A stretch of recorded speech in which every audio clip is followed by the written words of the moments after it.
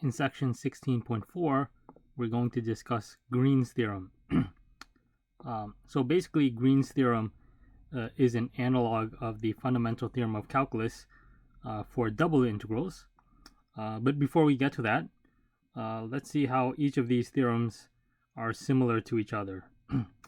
So here, we've written out both the fundamental theorem of calculus from Calc 1 and also the fundamental theorem of line integrals that we've just discussed previously. So notice that on the left we have the integral of some kind of derivative, right? So here this is f prime, and here is the gradient. And on the right, we're just evaluating some function at the endpoints. And also, the type of integral on the left is a one-dimensional integral. So here, even though for the fundamental theorem of line integrals, the curve was in the plane, the curve itself is a one-dimensional object that sits in the plane or in space.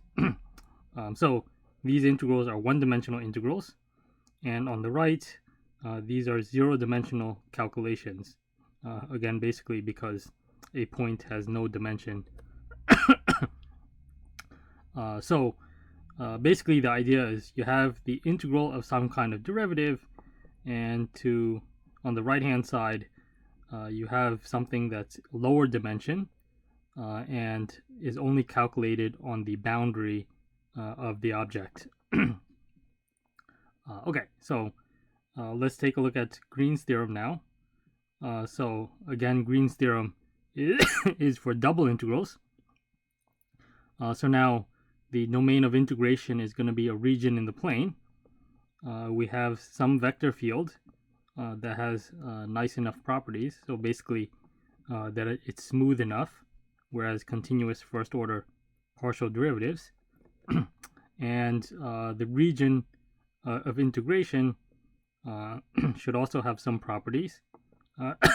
So it needs to have a boundary curve C such that the boundary curve is smooth, so piecewise smooth, so not too many jagged edges.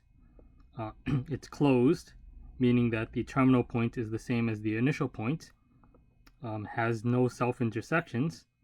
So something like this has no self-intersections. Something like this has a self-intersection at this point here. So these kinds of curves are not allowed. And the boundary curve should be positively oriented. So basically, when you parameterize the curve, the direction of travel should be counterclockwise around the region of integration. Okay, so if we have this kind of setup here, then Green's theorem says that the double integral over the region R of the partial of Q with respect to X minus the partial of P with respect to Y. So notice how this is the double integral of some kind of derivative here. And on the right hand side, so now it's not just a simple calculation, but you actually have to calculate a line integral. So this is calculating the line integral around the boundary region of this vector field. So here, notice again that the dimension is reduced from the left hand side to the right hand side. So this is a two-dimensional integral. This is a one-dimensional integral. Here it involves a derivative, and the calculation on the right hand side only involves the boundary of the region. Okay, so that's the setup for Green's theorem. So let's make a few comments about typically how it's applied. Right, so this symbol here, where you have a line integral with the little circle in the middle, it just means that it's a line integral over a closed curve, right? So where the curve loops back around back to the starting point.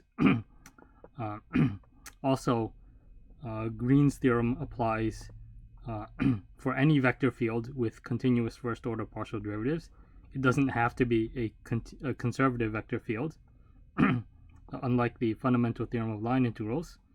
And in the specific case where the vector field is conservative, this calculation is always equal to 0, right? Because in the fundamental theorem of line integrals, you subtract the function at the two endpoints, but if the endpoint is the same as the starting point, then this is always equal to 0.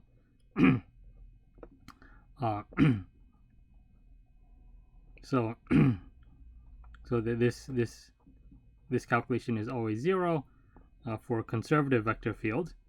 And then finally, the way Green's theorem is typically applied is not in this direction presented here, but actually in the reverse direction, where typically you might have a complicated line integral that's difficult to compute, and so if we're able to replace it with this double integral here, we'll try to calculate a double integral that should be hopefully easier to calculate.